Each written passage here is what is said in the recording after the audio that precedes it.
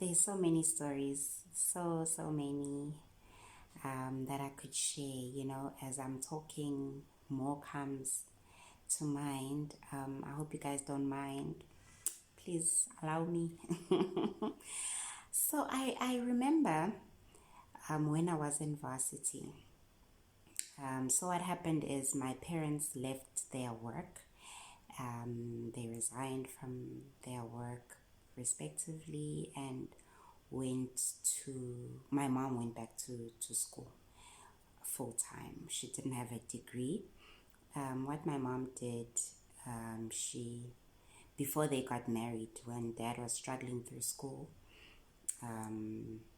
she left school. She was in a technicum and she left to go work in a factory, ING, so that she can make his life easier, so she could pay his fees. Yo, what a risque, but it's love. I asked her once, Ma, what if he left you after he got his degree? And she was like, then it's his loss. But I loved him, so I just wanted to see his dream come true.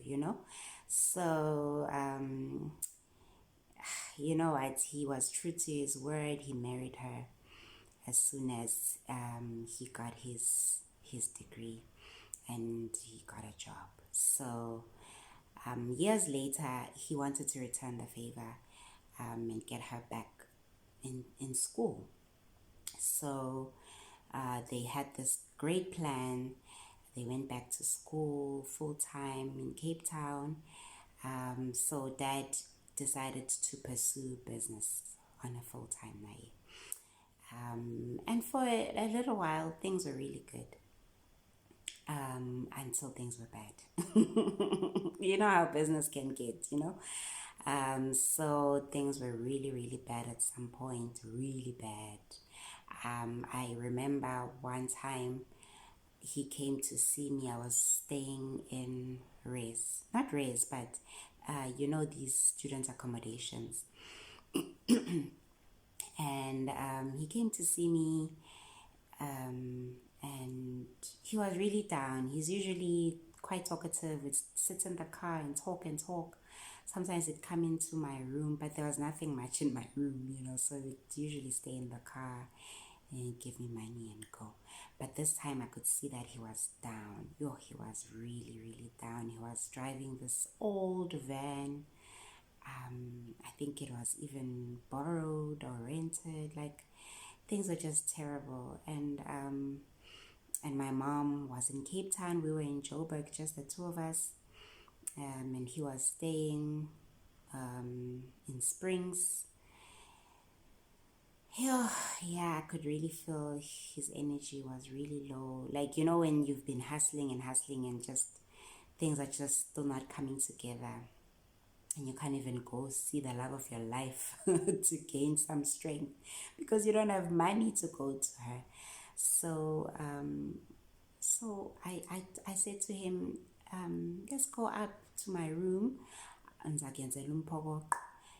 which means I'll make you putu pap. I don't know what white people call it, but putu, it's fluffy pap with some sour milk, right? That was one of his favorite meals. Like, he could eat it any time of the day. So I did that just to cheer him up. He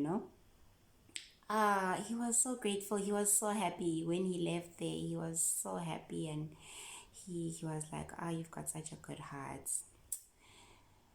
It was one of the things I wanted to do, because I understood how hard he worked for us. So you just want to do something good for him too.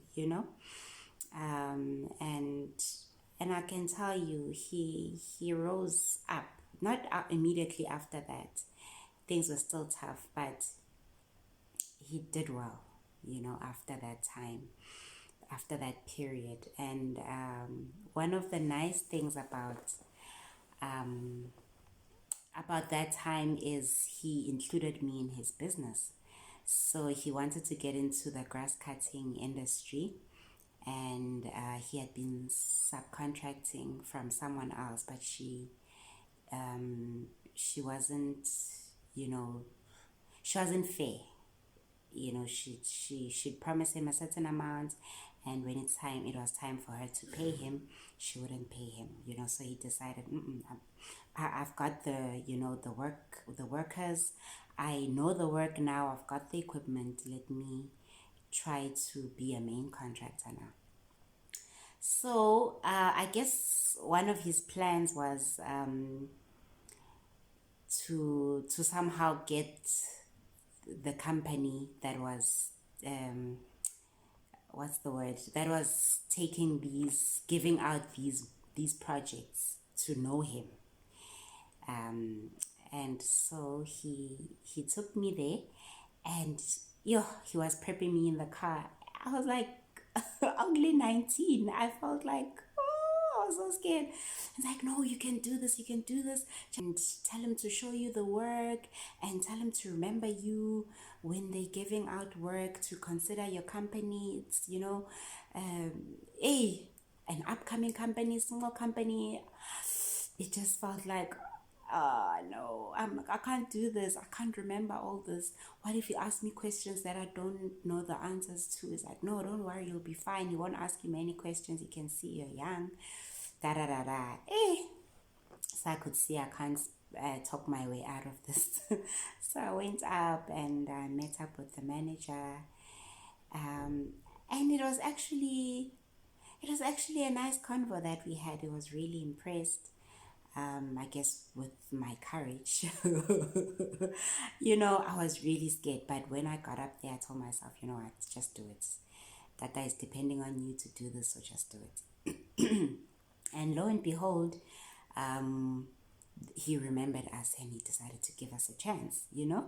So I could say that was from his influence once again, to just be courageous and take on the challenge as it comes, and not just put fear behind. It might be there, yes, it's there, but when you are faced with the task, put it aside and just forge on forward. And that's just one of the things I learned from him. Guys, Dad was more than the word present. Like I mentioned before, he would call every day, many times a day, wherever you are. If you are doing the wrong things, you know your dad is going to call, and he will call, and he will know that you are lying. Yeah, that was my father, my guys. That was my father. I could say so much about him, but I'll end it here. Maybe by telling you guys about my last experience with him, the day before he died. So he was sick for some time, like some 2 weeks. It was like flu. It was during COVID time. The COVID wave in Jan last year was terrible, and he was caught up in that. Okay. So I was still in Mpumalanga when he got sick, but they kept hiding it from me. I would call and ask how he's doing, and my mom was like, he's better today, da da da. Kanti, he's getting worse. But I felt it when I asked one of my sisters, how is Dad really? And she's like, yo, bruh, he's not okay, hey? And then when I asked if I can talk to him, she took the phone to him, and the room was dark. You guys must understand, my father was not the being in bed the whole day type of a person. He was always up and about. He never wanted to go to bed. He'll go to bed when everybody has gone to bed. He'd rather sleep on the sofa than go to bed. He'd only go to bed like after midnight or something. My mom even stopped trying to make him go to bed. He'd just be on the sofa. Yeah, so when she took the phone to him, his room was dark. and he didn't want her to switch the light on. That scared me. That was not like my father at all. At all. This guy would want to speak to the kids, be jolly and whatever. But this time he was really, really down.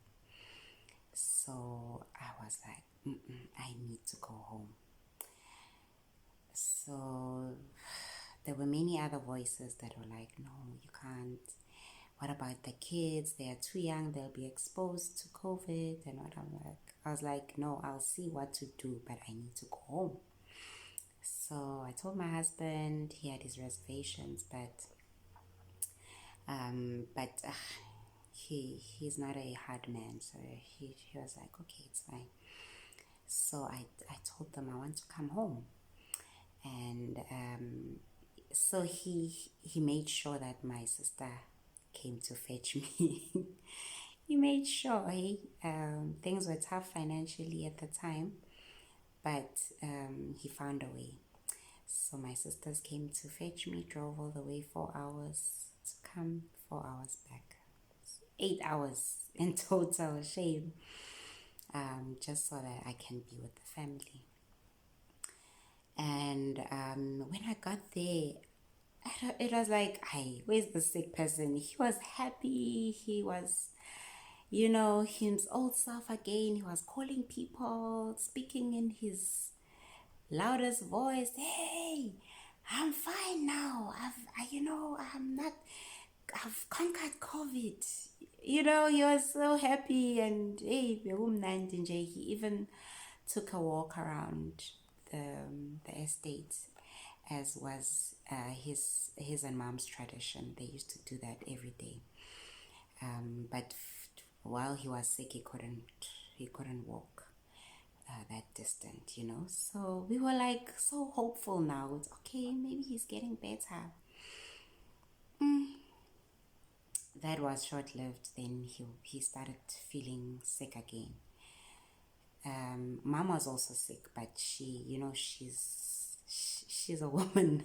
When you're a mother and wife, even when you're sick, the show must go on, So she was still sick, but she would take care of him and stuff like that. So I drove them to go take a COVID test at one of the testing facilities, and the results came back negative. So we were excited that, okay, it's not COVID, it must be something else. Then we went to the doctor, and the doctor's like, no, that place, the way they test for COVID, it's not proper. You need to go to the hospital and test there. Get that swab and whatever. So that's what we did the next day, but for Dad only. And the results came some 2 days later. In the middle of was it like early morning, early hours? I think it was on a Friday. It was Sabbath, basically, né? And early hours. Then my sister came to wake me up, and she's like, okay, you need to come. Your dad is busy panicking. Here he got the test results and they were positive. So he's panicking and now he's having short breaths. Just calm him down. So I went to his bedroom and I tried to calm him down, and it's like, no, it's not that I'm nervous about this. I just can't breathe properly, Okay. And he said every time I cough, I get weak. So that's what's happening. So I tried to, rub him. Like I used these oils, eucalyptus and all these things, just trying to make him comfortable. And obviously we couldn't conversate, right? And I felt like as I'm talking, it felt like it takes a lot of energy for him to respond. So I just sat there and I was just massaging him, rubbing his feet. His feet were very cold and he'd get very hot. Like he'd get very, very hot. His body would be hot, but his feet would be cold. Hey, so we did that. For some 3 hours, I was just with him. So at the end of our time together, he had to steam. So my mom's older sister was with us, so she brought him the steaming stuff, and he steamed. I was with him. I was just right behind him, and after that was done, he was weak, man. He couldn't go back to his bed, so he just sat there, and I hugged him from the back. I hugged him and I gave him like a kiss, and I started crying, you know. And he couldn't even like lift his hand to pet me or whatever. He just sat like that, you know. So I told my sister Otado to come and just have some time with him. I'm tired now. I need to sleep. I'll have to start looking after the kids soon because the kids will wake up.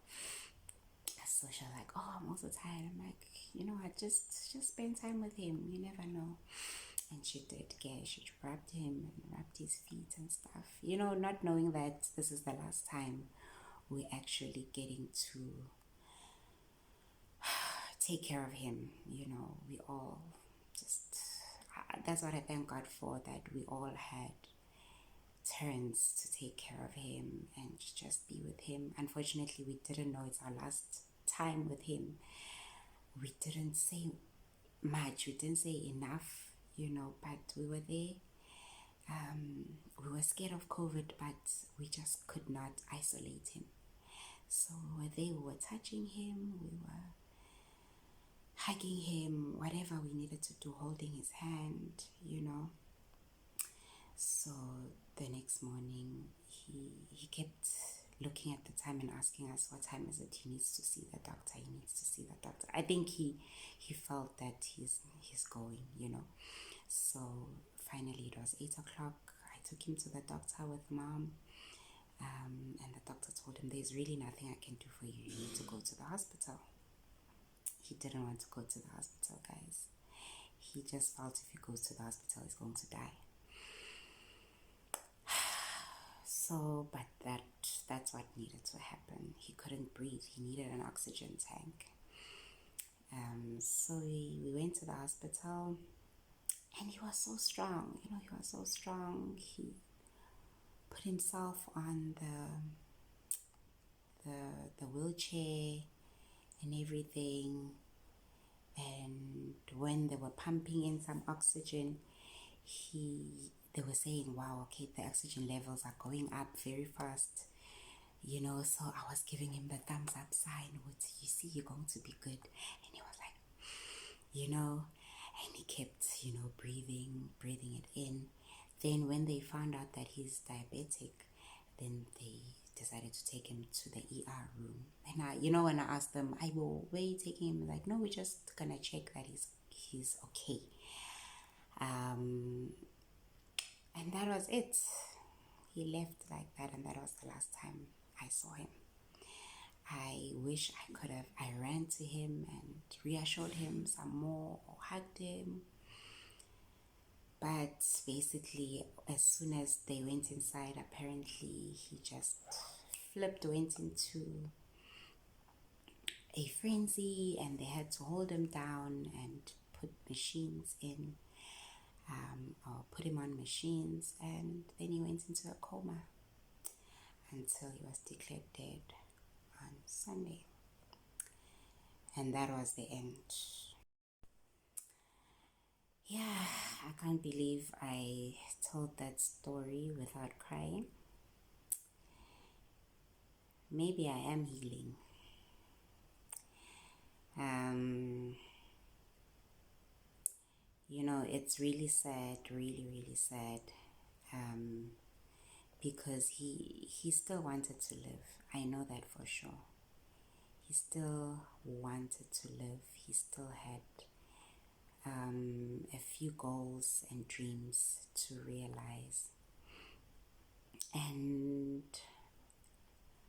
one of my dreams was to, you know, pay him back, so to speak, for being such a great, great father to me. And I always said, you know, one day I'm going to be so rich. I'm going to get you this and this and that, you know, and he'd always say, I know, and I can't wait. And I never ever imagined he would be out of my life this soon. I thought, well, I was hoping he'd at least get to his 70s. Because he was so full of life. He just had this will to live. He loved life. He laughed heartily. He was so passionate about so many things, about life, about prayer, about education, about people. He loved people. He did so many good things for people. And he exerted such a positive influence in society. Wherever he was, he would make sure that he does something good or positive, you know. And you know, when good men or good women die, you feel like there's something wrong with that. Shouldn't the evil people die? Why are there more evil people living and staying for a long time with us or on this earth when good people should be the ones that stay longer? You know what I mean? So, I won't tell you guys, I can't even put it in words how hard life has been without Dad. But at this point where I can now think about him or talk about him without crying, I can now really say I'm so grateful. I'm so grateful to have known a man like that. What a wonderful man he was. Merciful, generous, supportive, present, always there, always. Whatever your problem was, Dad was bound to solve it, to find someone who will solve the problem for you if he can't do it himself. Wherever you might be stuck, you just have to call Udada and he'll be there in a jiffy. And he was always a call away. You could never not reach him. Even when he would be in church, you know, that's usually where people don't pick up the phone.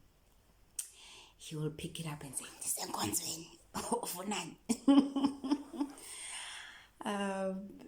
you know, yeah. So back to Father's Day, Black Fathers.